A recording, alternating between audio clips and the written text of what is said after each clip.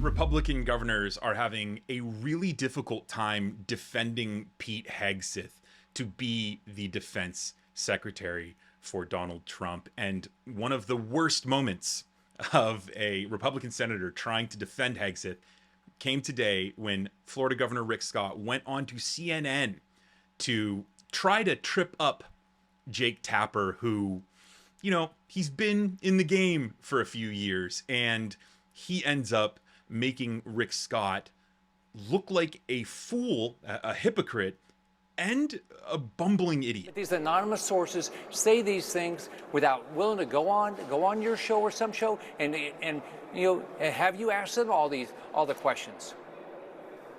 A point that you're making here, the woman who accuses Pete of raping her in 2017, although the police, so we should note, did not charge him with any crime. That woman, Pete Hegseth, paid her money and she signed a non-disclosure agreement, so she can't come on my show to talk about it. Do you think Pete should release her from the NDA so that I can ask her the questions that you want me to? Absolutely not. There's so many. Think about it. Jake, you know, absolutely how many absolutely people, not. Wait, Jake. We know how many people sign non-disclosures just to eliminate something. Not that they ever did anything wrong, and he was never charged with anything. Do you want me to ask her questions, or do you not want me to ask her questions? I'm confused. So I'm not going to suggest that somebody, you know, change a contract that they sign, but look, this is Trump's nominee. He won. A lot of people don't like the fact that he won. He won. We have to make a change as a Department of Defense. We have the risk of war.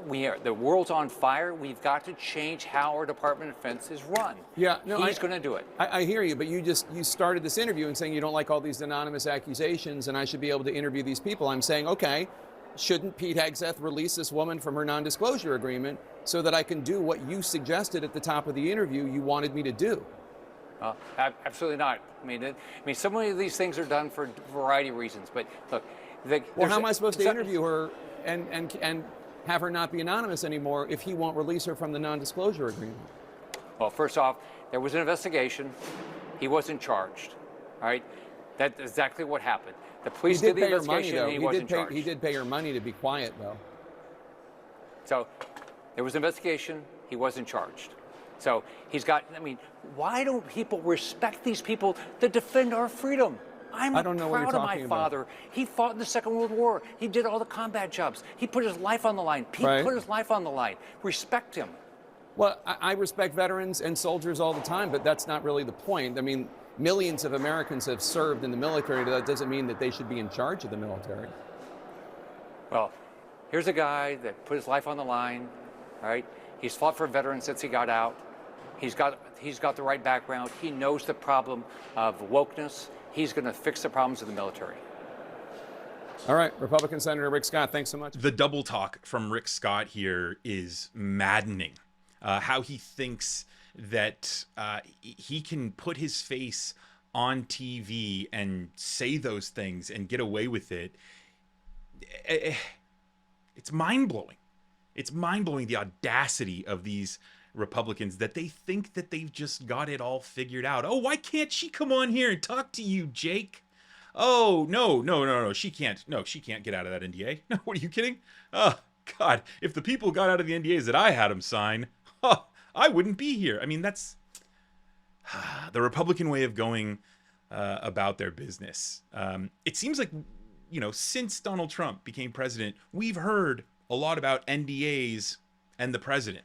NDAs and the people in Donald Trump's closest circle, or his advisors, or his cabinet nominees to be the defense secretary. They've got numbers, scores of people who have signed NDAs vowing that they will not bring to light what these Republicans have done.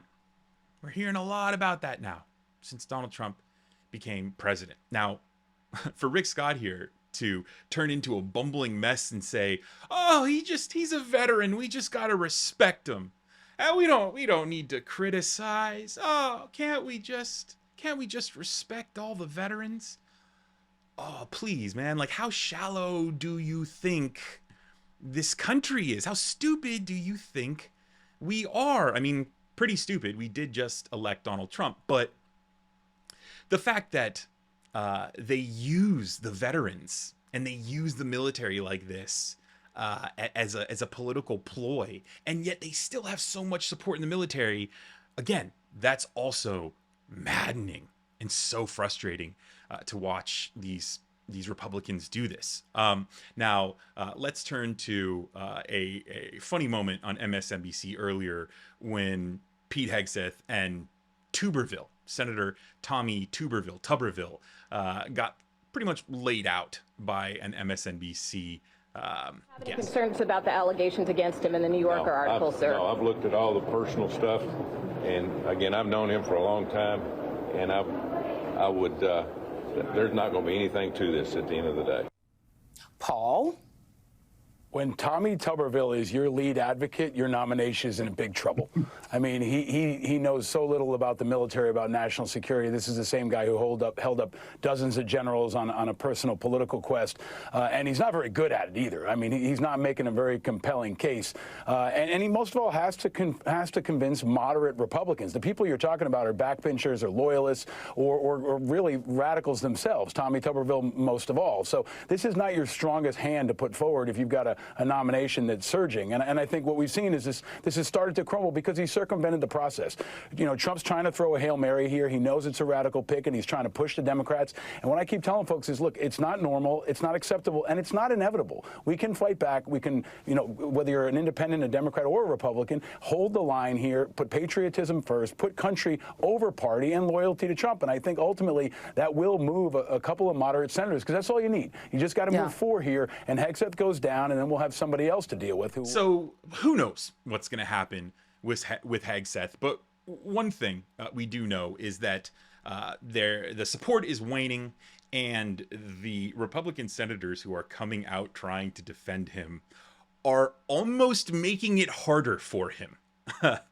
You know, if Hegseth didn't have the drinking problem, didn't have the problem with women, this clip would be pretty bad for him. Just Rick Scott trying to defend him in this way. So these Republican senators are trying to come out and defend him, but it just isn't working. It's failing miserably. So any day, Hegseth could, you know, run off the rails and be replaced by a Ron DeSantis or any other kind of crook or wannabe, you know, kind of thug from Donald Trump's inner circle.